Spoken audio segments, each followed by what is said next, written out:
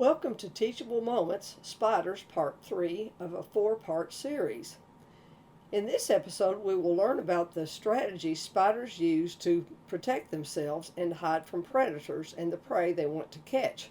We will see examples of spikes and spines, color, camouflage, and mimicry.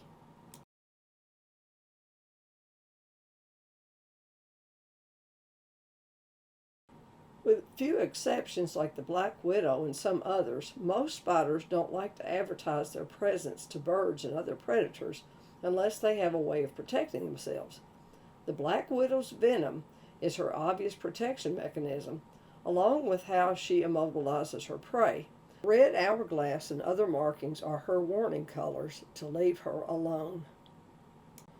The exoskeletons of some spiders, such as these Microthena and Gastrocanthus species, have sharp spines.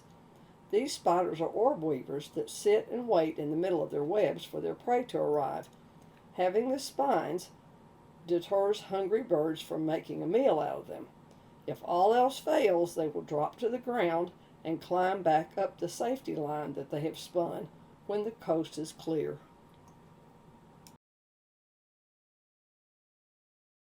This spider is the same species as the one in the previous picture, but it is yellow instead of white.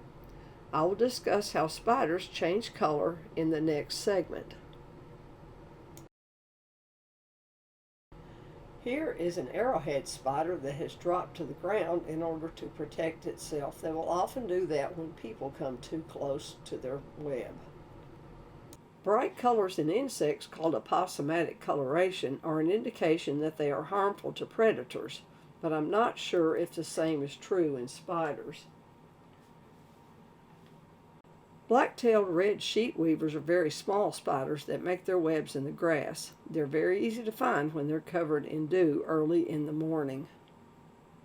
Their red coloration may be an indication that they don't taste good, but I sure don't know what kind of predator is small enough to see them.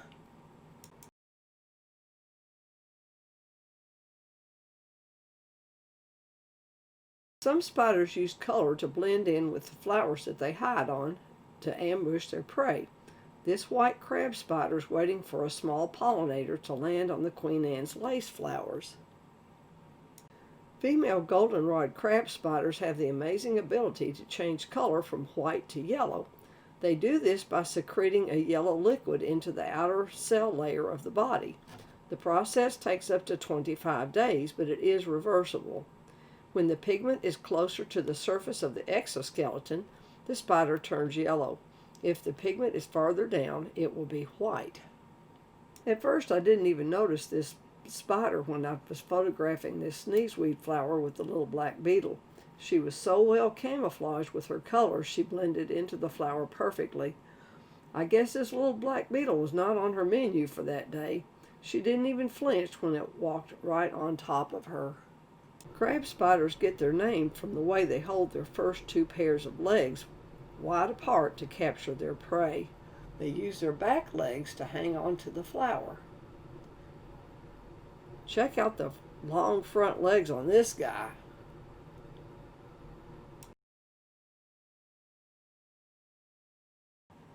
I found out how old my little spider book was when I started looking these up on the internet and realized that they have changed the genus name just like they do in plants.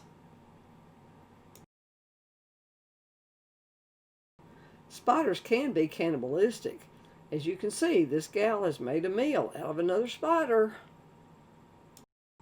Green spiders, such as these green lynx spiders, blend in beautifully with the leaves. They are masters of disguise. Like the felines they're named for, lynx spiders wait for their prey to walk by, then they pounce. This green Lysomenes spider is a hunting spider. You can tell by her huge front eyes. In my next video, you will see something weird that she can do with those great big eyes. If this red spotted orb weaver had her web in a place with a green background, she would be nearly impossible to see.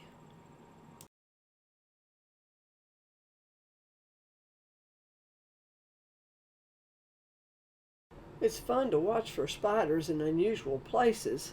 Slender crab spiders like this one hide on twigs and blades of grass. They're well camouflaged and very difficult to see. This odd-looking feather-legged orb weaver is hanging from what appears to be a chain of her egg cases. She appears to be a dead leaf. Very good camouflage against a bird that might like to chomp on her. Do you see a spider in this picture? I assure you there is one. I found this web in the window of my classroom at the school where I used to teach. Look closely. Have you seen her yet? Now do you see her? She has the very unelegant title of trash line spider because she keeps the wrapped remains of her prey in the center of her orb web. Her cryptic coloration closely matches the remains, pulls her legs in tight, and hides on the remains waiting for her next victim. It's kind of like hiding in a graveyard. Tiny dewdrop spiders get their name from the silvery color of their pointed abdomen. These little spiders live an exciting and dangerous life. They're considered to be kleptoparasites. They live at the edges of and steal food from the webs of much larger spiders, such as the golden silk spider. Can you imagine sneaking in and stealing food from this spider? When I first spotted this critter, I assumed it was a large black ant. But when I looked more closely, I saw that it had 8 legs instead of 6. This is an ant mimic spider. Ant predators such as birds and wasps will avoid these spiders because many ants give off formic acid and taste very bad. Wow, check out this giant spider I saw in the woods during a hike. Oh, it's only a funny decoration left behind from a haunted Halloween trail party. This concludes Teachable Moments Spiders Part 3. For more information on spiders and nature, visit my website, easttennesseewildflowers.com.